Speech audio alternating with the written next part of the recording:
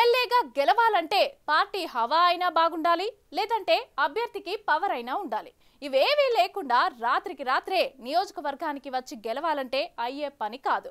మరి machine 90 target గా పెట్టుకున్న బీజేపీకి తెలంగాణ అసెంబ్లీ మ్యాజిక్ మార్క్ 60 సీట్లు గెలిచే సత్తా ఉందా? ఎవరికి ఎన్ని సీట్లు వచ్చినా తమ పార్టీ అధికారం చేపడుతుందని టీబీజేపీ నేతలు చెప్పడం వ్యూహాత్మకమా? కమలం పార్టీకి మాస్టర్ ప్లాన్ ఉందా?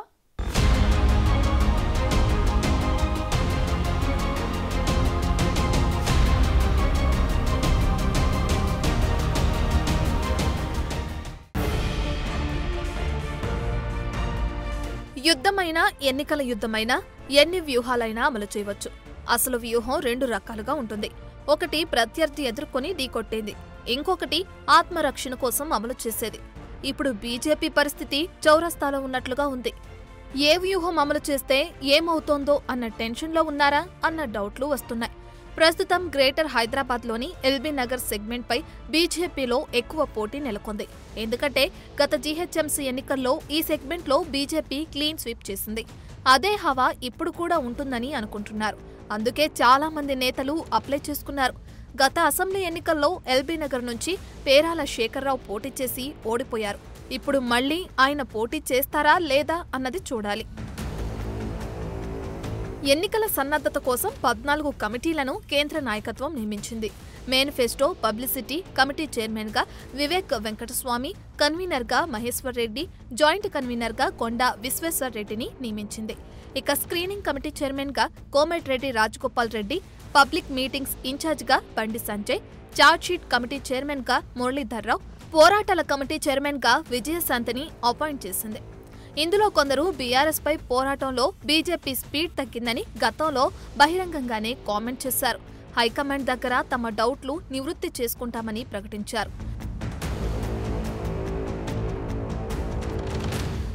ప్రస్తుతం టీబీజేపీ నేతలు కొందరు తాము 2 చోట్ల నుండి పోటీ చేస్తామని ప్రకటించుకుంటున్నారు. ఎల్బీ నగర్ టికెట్ కోసం మన్సూరాబాద్ కార్పొరేటర్ కొప్పుల నరసింహారెడ్డి, చంపాపేట్ కార్పొరేటర్ వంగ మధుసూదన్ రెడ్డి, సరూర్ నగర్ కార్పొరేటర్ ఆకుల శ్రీవాణి అప్లై చేసుకున్నారు. శ్రీవాణి ఎల్బీ నగర్ లేదంటే మహేశ్వరం ఎక్కడో ఓ చోట ఛాన్స్ ఇవ్వాలంటున్నారు. మరోవైపు టీబీజేపీ ముఖ్య నేతలు ఈటెల రాజేందర్ తాను హుజూరాబాద్, గజ్వెల్ నుంచి బరిలో ఉంటానని ప్రకటించారు. గతంలో హుజూరాబాద్లో తనను ఓడించేందుకు అధికార పార్టీ 100 కోట్లు కుమ్మరించిందని, అప్పుడే తన లక్ష్యం కేసీఆర్ ఓటమే అని చెప్పానంటున్నారు. అందుకే ఇప్పుడు గజ్వెల్లో కేసీఆర్ ఓటమే లక్ష్యంగా తానే బరిలో దిగుతానంటున్నారు. గజ్వెల్ ప్రజల హృదయాల్లో కేసీఆర్ ఉన్నారో మేము ఉన్నామో నవంబర్ 30న తేలిపోతుందన్నారు. ఉప ఎన్నిక సందర్భంగా హుజూరాబాద్లో ప్రజలకు ఆత్మగౌరవాన్ని నిలబెట్టుకోవడానికి ఎలాంటి అవకాశం వచ్చిందో ఇప్పుడు గజ్వెల్ ప్రజలకు అలాంటి అవకాశం వచ్చిందని అంటున్నారు. తల కింద పెట్టి కాళ్లు పైకి పెట్టినా ఈసారి కేసీఆర్కు ప్రజలు ఓటు వేయటానికి సిద్ధంగా లేరని ఈటెల చెబుతున్నారు. బీజేపీ నేతలు 2 నియోజకవర్గాల నుంచి పోటీ చేయడం కొత్తేమీ కాదు. అయితే ఈటెల చేస్తున్న ఈ ప్రయోగానికి హైకమాండ్ ఒప్పుకుంటుందా లేదా అన్నది ఆసక్తికరంగా మారింది.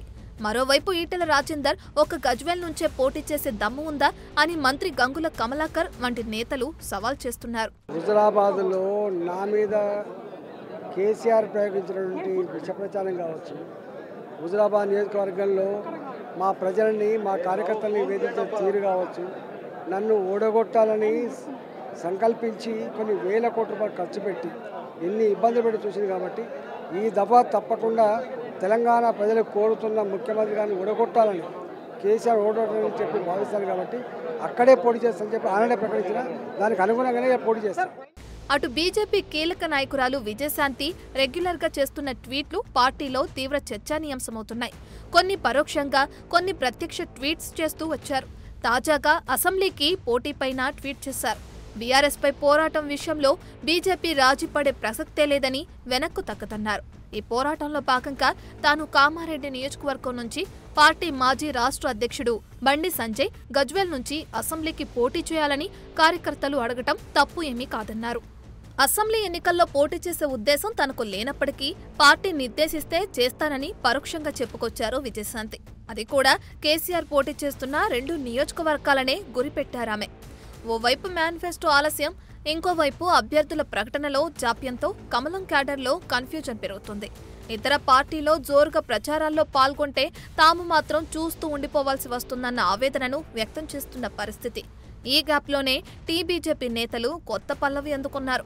తెలంగాణలో తమకు ఎన్ని సీట్లు వచ్చినా అధికారంలో ఉండటం ఖాయమంటూ కామెంట్లు చేస్తున్నారు. హంగు వస్తుందని, తమ మద్దతే కీలకమవుతుందని రఘునందన్ రావు వంటి నేతలు మాట్లాడారు.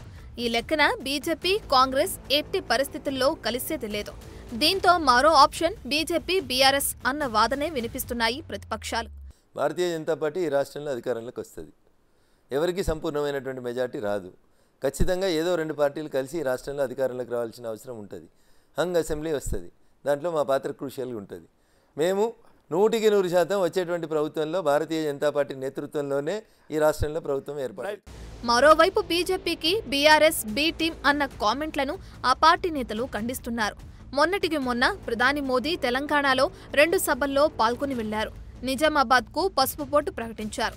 ములుగు జిల్లాలో ట్రైబల్ వర్సిటీ ఏర్పాటు చేస్తామని హామీ ఇచ్చారు. దీంతో కొంత కమలం పార్టీలో కదలిక వస్తుందని ఆశించారు. మరోవైపు ప్రధాని కూడా తొలిసారి కేసీఆర్ గురించి మాట్లాడి తీవ్ర స్థాయిలో విమర్శలు గుప్పించారు. ఎన్డీఏలో చేరేందుకు కేసీఆర్ ప్రయత్నించారని, అయితే తాను అడ్డుకున్నానని మోడీ చెప్పుకొచ్చారు. దీనిపై కేసీఆర్ అస్సలు రియాక్ట్ అవటం లేదు.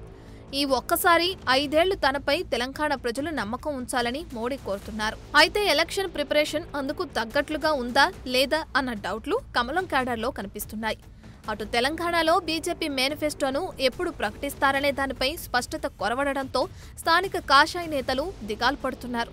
ఇప్పటికే కాంగ్రెస్ 6 గ్యారంటీలు, బీఆర్ఎస్ మేనిఫెస్టోతో ప్రజల్లోకి వెళ్తూ దూకుడు పెంచారన్న విషయాన్ని కొందరు ముఖ్య నేతలు జాతీయ నాయకత్వం దృష్టికి తీసుకెళ్లారు.